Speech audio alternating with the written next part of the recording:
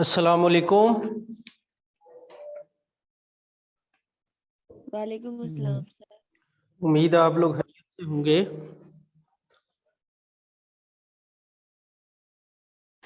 हमने 3.1 एक्सरसाइज कर रहे थे।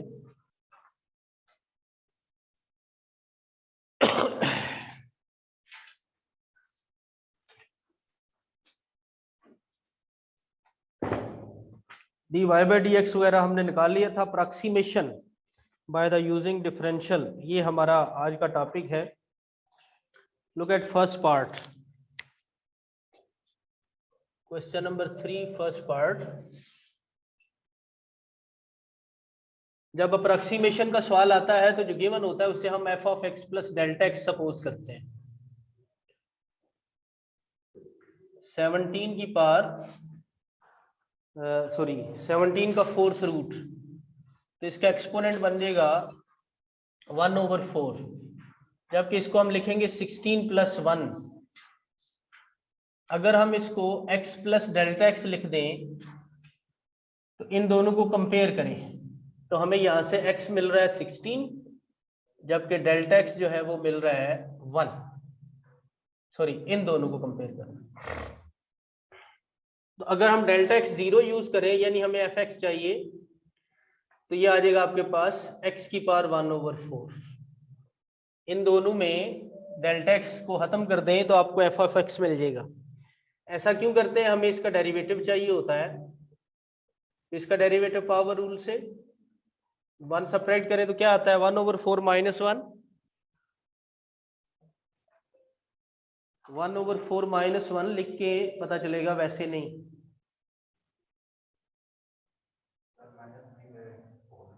-3/4 और बगैर पावर के x का डेरिवेटिव 1। हमारे पास जो अप्रॉक्सीमेशन का फार्मूला है उसको अगर हम बनाना चाहें तो हमारे पास होता है y = f of x। अगर हम y की जगह y प्लस डेल्टा y लिखें तो x की जगह आएगा x प्लस डेल्टा x।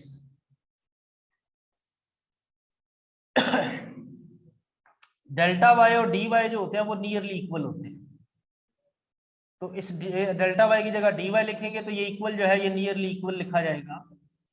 और लास्ट टाइम हमने लिखा था कि जो dy होता है वो किसके बराबर होता है? y plus f prime x dx। अब अगर आप y की जगह इस f ऑफ x लिख दें तो ये ऐसा फार्मूला है जो हमें अप्रॉक्सीमेशन के लिए यूज किया जाता है। यही फार्मूला हम अप्रॉक्सीमेशन के लिए यहां पर इस्तेमाल करेंगे।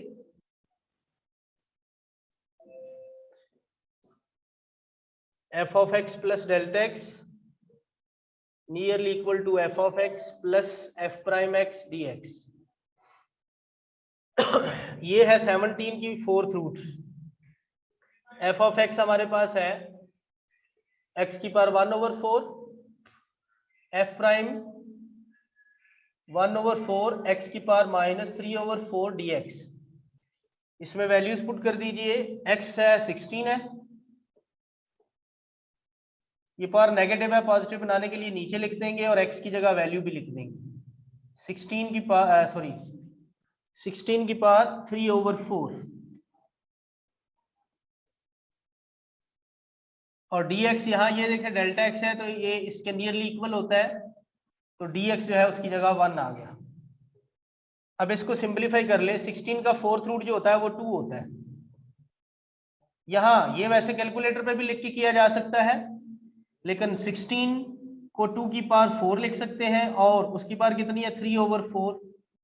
ये कैंसिल हो जाएगा तो 2 की पावर 3 जो है वो 8 के बराबर आ जाएगी। इसका मतलब है इसका आंसर 8 आना है। 8 4 = 32। अगर आप इस कैल्शियम ले तो ये बन जाता है 65/32। आप 65 को इस तरह से 32 से डिवाइड भी कर सकते हैं तो आपको 2 पॉइंट समथिंग मिल जाएगा। You can use your calculator, tell me the answer. Wait for the question. 2.0315। 0315। अब अगर 17 की पावर 1/4 डायरेक्ट कैलकुलेटर से करें तो देखिए क्या आंसर आता है। 17 की पावर 1/4।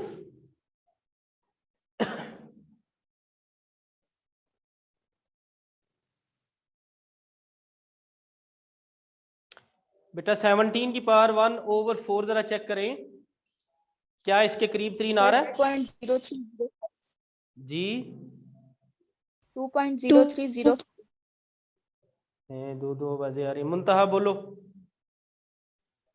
सर 2.305 305 आता है। सर। फिर ये बताने वाले ने गलत बताया। सर 2.0305 आता है। हाँ और ये 9 के बाद 2.0305 ठीक है, फिर ठीक है। पॉइंट के बाद 2 डिजिट तक अगर सेम आ रहा है तो इट मीन्स कि हम करीब 3 है। जी अब जिस बच्चे का सवाल है बताइए। सर ये एक्सरसाइज मेंशन कीजिएगा। 3.1 ये अप्रॉक्सीमेशन थी। अब इसी तरह अप्रॉक्सीमेशन थर्ड पार्ट की, उसकी गाइडलाइन सुन ले।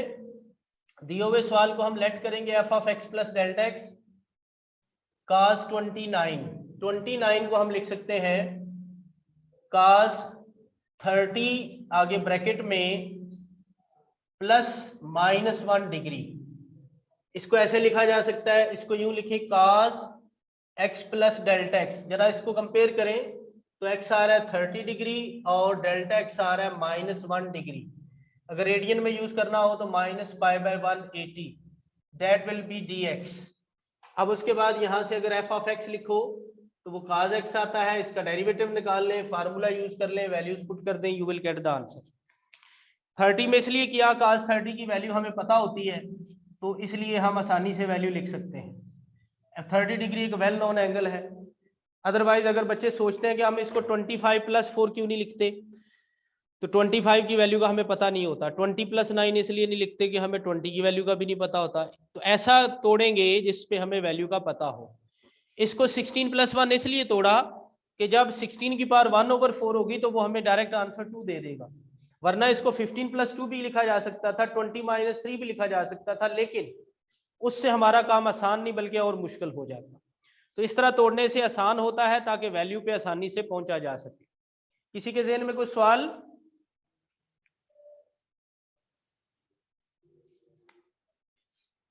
Question number 4. Find approximate increase in the volume of cube if the length of its edge is changes from 5 to 5.02. बेटा देखें हमारे पास जो वॉल्यूम का फार्मूला होता है वो होता है length into width into height. तो अगर लेंथ x है तो विड्थ भी x होगी और हाइट भी x होगी, तो ये x क्यूब आ जाएगा। याद रखें क्यूब जो होता है उसकी लेंथ विड्थ हाइट सेम होती है, जिसकी सेम ना उसे क्यूबाइड कहते हैं। तो यहां पे साथ ये भी लिख दें let length of edge be x, और उसके बाद वॉल्यूम का ये फार्मूला लगा के वॉल्यूम लिख दिया। अब ही हैज गिवन कि वॉल्यूम चेंज होता है 5 से 5.02, तो वो कहां यूज करेंगे? पहले इधर देखिए, apply differential on both sides. Differential के लिए मैंने लास्ट टाइम भी बताया था, हम इस तरह डी लिखते हैं। लेफ्ट साइड पे डी भी आएगा और इधर पावर रूल 3x², और x का डेरिवेटिव तो 1 होता है, लेकिन यहाँ डिफरेंशियल है तो x का डिफरेंशियल क्या होता है? dx। अब हमें यहाँ पर x की वैल्यू चाहिए, हमें dx की वैल्यू चाहिए, तो वो तो यहाँ नहीं है। सवाल को पढ़े तो दिखता है कि जो x है वो चेंज होता है 5 से 5.02। इसका मतलब क्या है कि x की वैल्यू क्या है? 5, जबकि 5.02 x प्लस डेल्टा x है। तो जब हम यहां से डेल्टा x निकालेंगे तो ये आ जाएगा 5.02 माइनस x। x कितना है हमारे पास? 5। सब्ट्रैक्ट करें तो 0.02, ये डेल्टा x है जो कि dx के तौर पे भी यूज किया जा सकता है। वैल्यूज पुट कर दीजिए। x की वैल्यू है 5, dx की वैल्यू है 0.02। You have calculated, tell me the answer.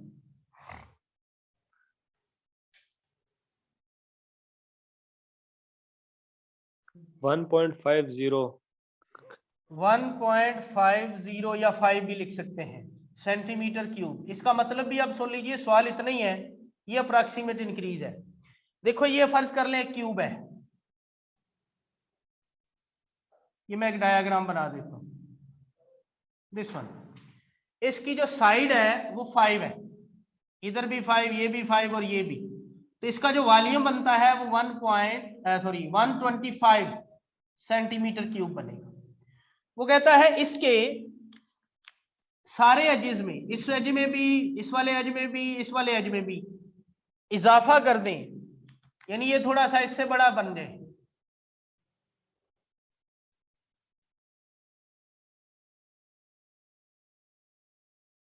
This one.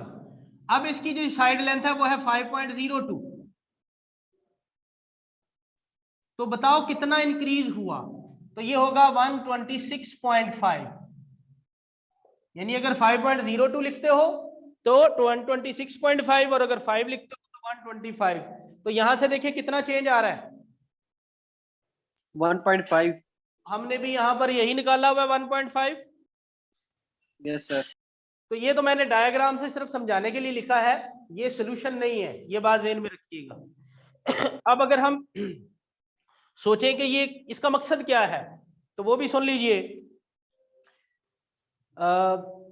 तकरीबन आज से 8-10 साल पहले हमारे पास दो ही बड़े डैम है, एक मंगला डैम और एक तरबेला डैम।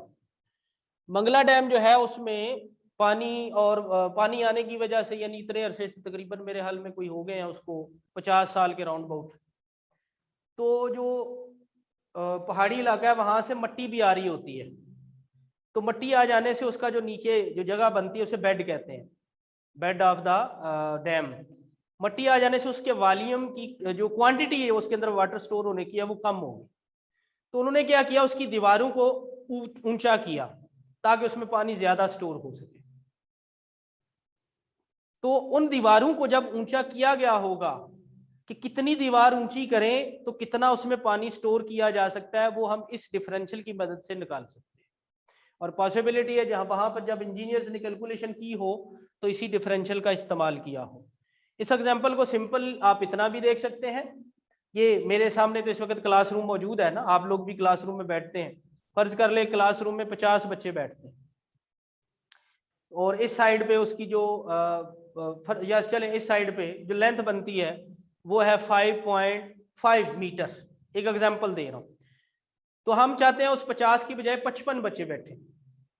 तो हमें कैलकुलेशन करनी है कि हम ये जो इसकी लेंथ है, ये जो विड्थ है, इसमें कितना इंक्रीज करें ताकि उसमें 5 चेयर और आ जाए।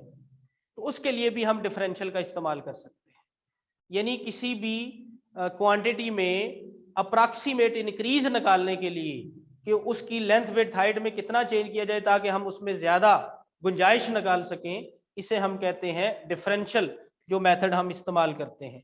और अप्रॉक्सीमेशन जो है वो उसमें हमारी हेल्प करती है।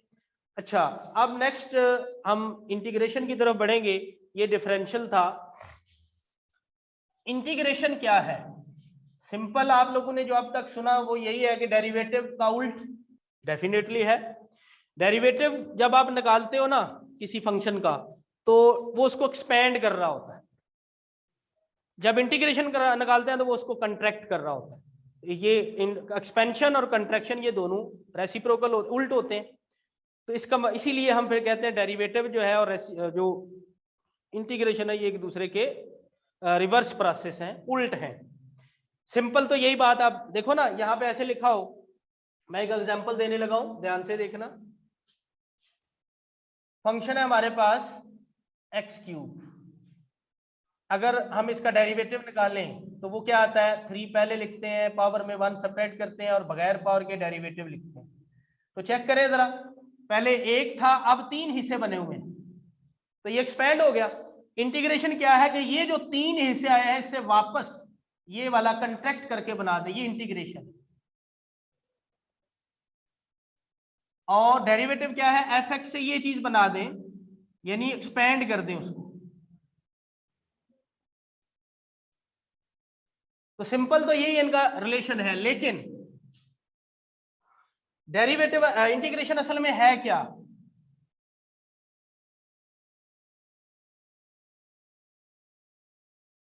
देखो हमारे पास है y is equal to f(x), ये एक फंक्शन है, इसकी इंटीग्रेशन करनी है।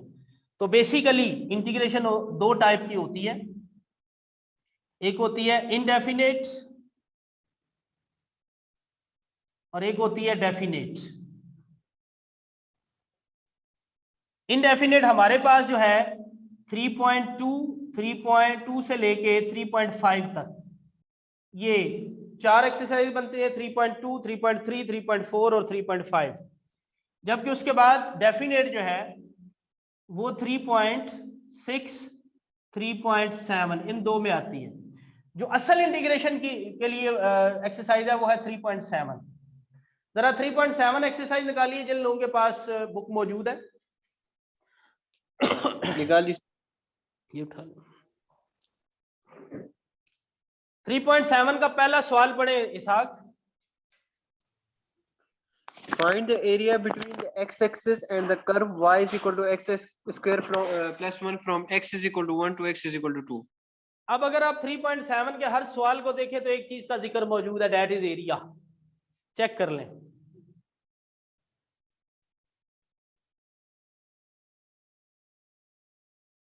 यस सर, एरिया के बारे में ही है। अब हमारे पास ये फंक्शन है y is equal to F of X. Integration के लिए बेटा ये देखिए इस तरह से एक सिंबल होता है, ये सांप की तरह का। असल में ये सांप नहीं है, आपको भी बताता हूं। ये ऐसे इंटीग्रेशन लिखी होती है, लेकिन एरिया के लिए यहां पर ए भी होता है और इधर बी भी लिखा होता है। और इधर अगर मैं ए लिख दूं तो ये उसका फार्मूला है। मजीद फार्मूला भी लिखा जा सकता है, बहरहाल फिलहाल इतना। इसका मतलब क्या है, ये देखो बच्चों, फर्ज कर ले ये y is equal to F of X का ग्राफ है। तो इसका मतलब ये है a और b भी मौजूद है, तो ऐसे में x एक्सिस y एक्सिस बना देता हूं। इधर पॉइंट a है, इधर पॉइंट b है। तो इंटीग्रेशन का मतलब है a से लेके b तक ये कर्व के नीचे और x एक्सिस से ऊपर जो एरिया आ रहा है इसे हम कहते हैं इंटीग्रेशन। क्या कहते हैं? इंटीग्रेशन। इंटीग्रेशन अगर सिंपल सोचेंगे, बताएंगे, एक तो ये बात भी आपको बताई रिवर्स प्रोसेस, लेकिन जो असल कहानी है वो ये है area under the curve.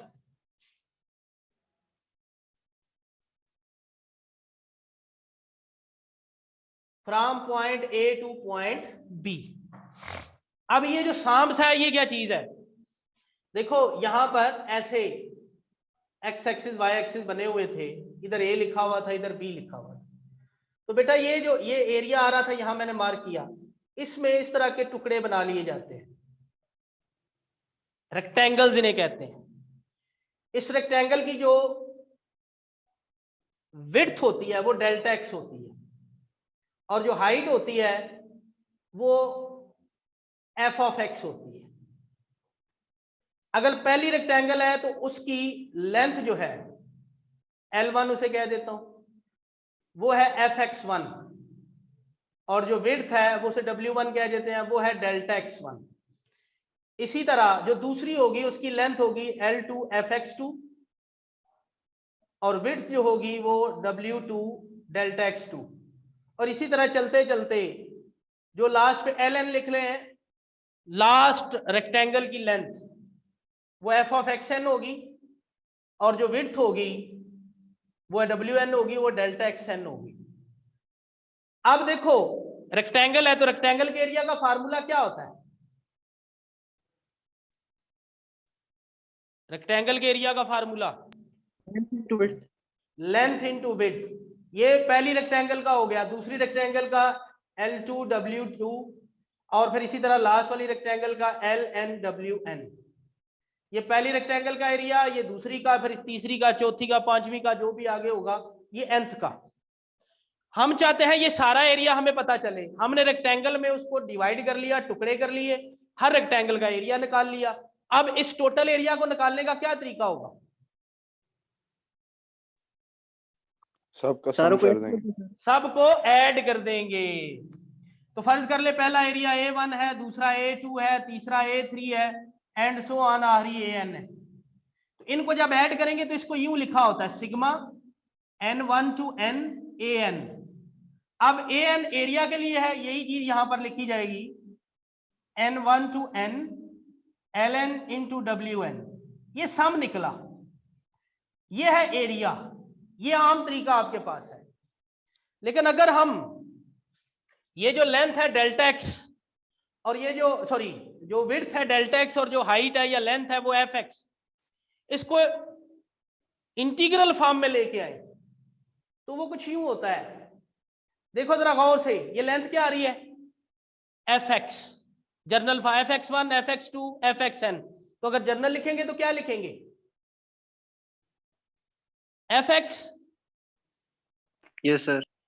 Okay, डब्ल्यू विड्थ आ रही है delta x one, delta x two. General लिखेंगे तो क्या लिखेंगे, डेल्टा एक्स, बोलो यस सर। डेल्टा एक्स की बजाय हम यहां पर यूज करते हैं dx। अब अगर एक की बात करें तो F x D X, F x one D X one, F x two D X two, F x N D X N. जब उनको इकट्ठा करना चाहे तो क्या निकाला आपने, ये समेशन मैंने लिखा हुआ है, सम निकाला ना। यस तो सर। ये जो सांप आपको नजर आ रहा है ये बेसिकली एस होता है। क्या होता है, S for summation some.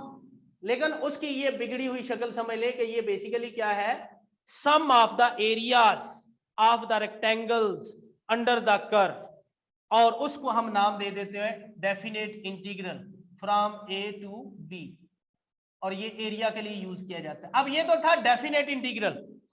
Definite वो होता है बेटा जिसका सिर्फ एक आंसर होगा। 3.6 एक्सरसाइज आप लोगों के पास मौजूद है, 3.7 है, आप इसके आंसर्स निकालिए और चेक कीजिए, हर सवाल का जवाब में आपको एक नंबर मिलेगा। Check that.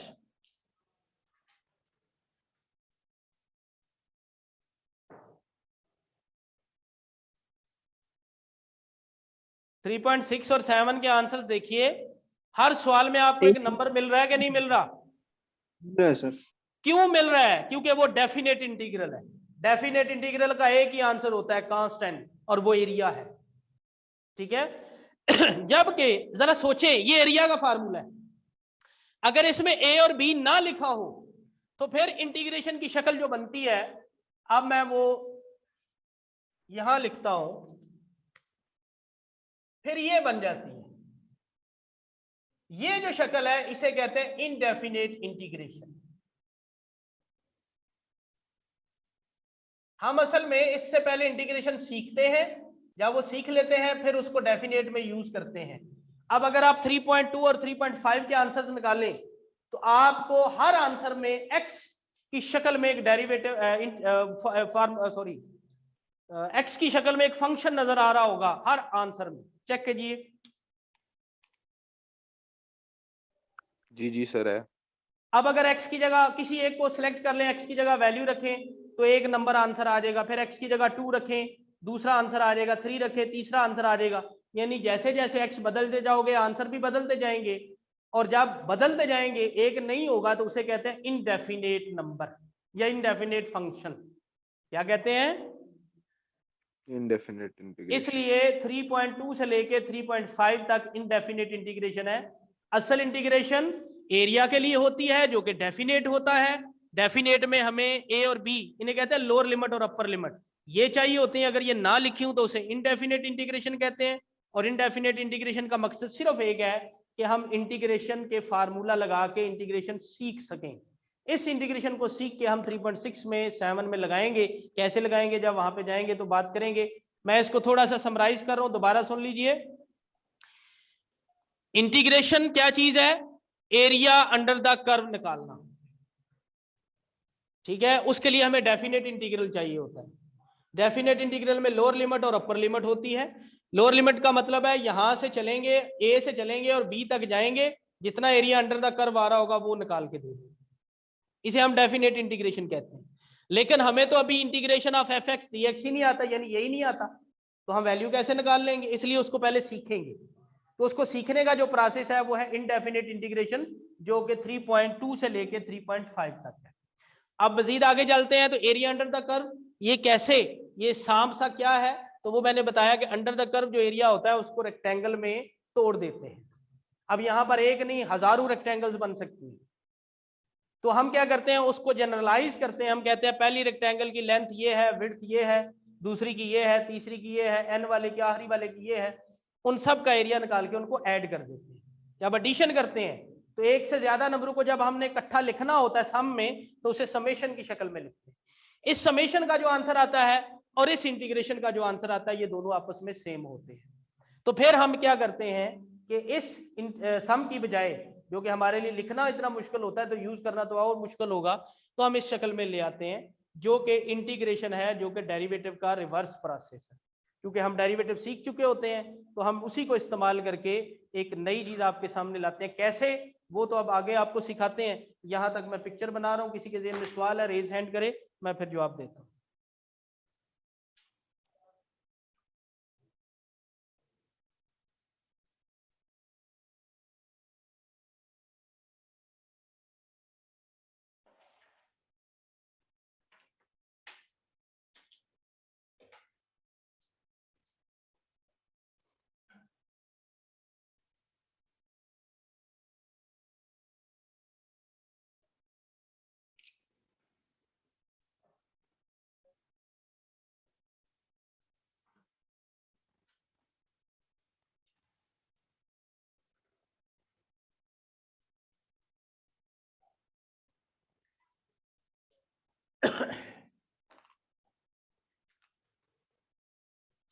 डेरिवेटिव जब हमने शुरू किया था तो सबसे पहला फार्मूला क्या पढ़ा था, कोई बताएगा?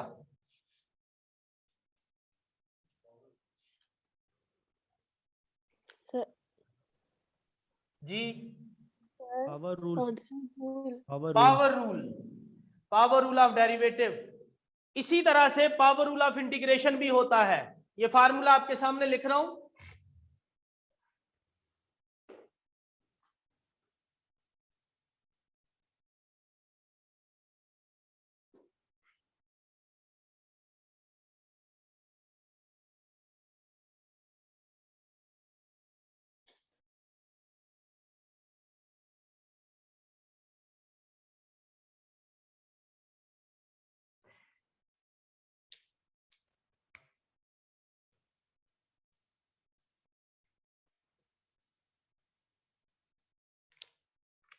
हाँ भाई बच्चों, डेरिवेटिव का फार्मूला नीचे लिख रहा हूं, जरा देखना।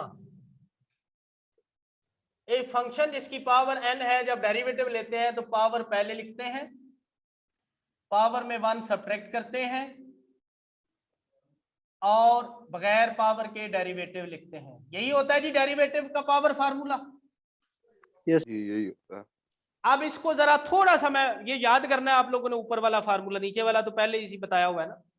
थोड़ा सा मैं एलैबोरेट कर रहा हूं, सुन लीजिए। ब्लू से मैंने लिखा इंटीग्रेशन का साइन और dx। जब इंटीग्रेशन आएगी तो dx जरूर आएगा, वजह होती है उसका ये जो विड्थ आती है, यहाँ डेल्टा एक्स और dx मैंने लिखा था, वो जरूरी होता है। यहां अगर देखें, जो f प्राइम एक्स है वो सबसे एंड पे लिखा हुआ है बच्चों। जी जी, डेरिवेटिव में f प्राइम एक्स सबसे एंड पे लिखा हुआ है। Yes sir. इंटीग्रेशन में ये देखें सबसे पहले लिखा हुआ है कि नहीं? है सर। ओके, फिर देखें डेरिवेटिव में जो पावर होती है वो आप पहले मल्टीप्लाई करते हैं। Yes sir. इंटीग्रेशन में देखें पावर n+1, वो एंड पे जाके डिवाइड की हुई है, ऐसा ही है।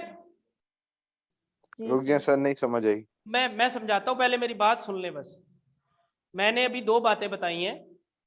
डेरिवेटिव में बगैर पावर के डेरिवेटिव हम सबसे एंड पे जाके लिखते हैं, इंटीग्रेशन में वो सबसे पहले लिखा हुआ है। एक बात सर सबसे पहले तो नहीं लिखा हुआ, ये देखें पहले नहीं ना, पहले f(x) की पावर n लिखा हुआ है, उसके बाद बेटा, f प्राइम वो तो फंक्शन हुआ ना, हम्म वो तो फंक्शन है ना, फंक्शन तो सर, लेके चलना है ना, डेरिवेटिव में भी लेके चलना होता है, इंटीग्रेशन में भी लेके चलना होता है।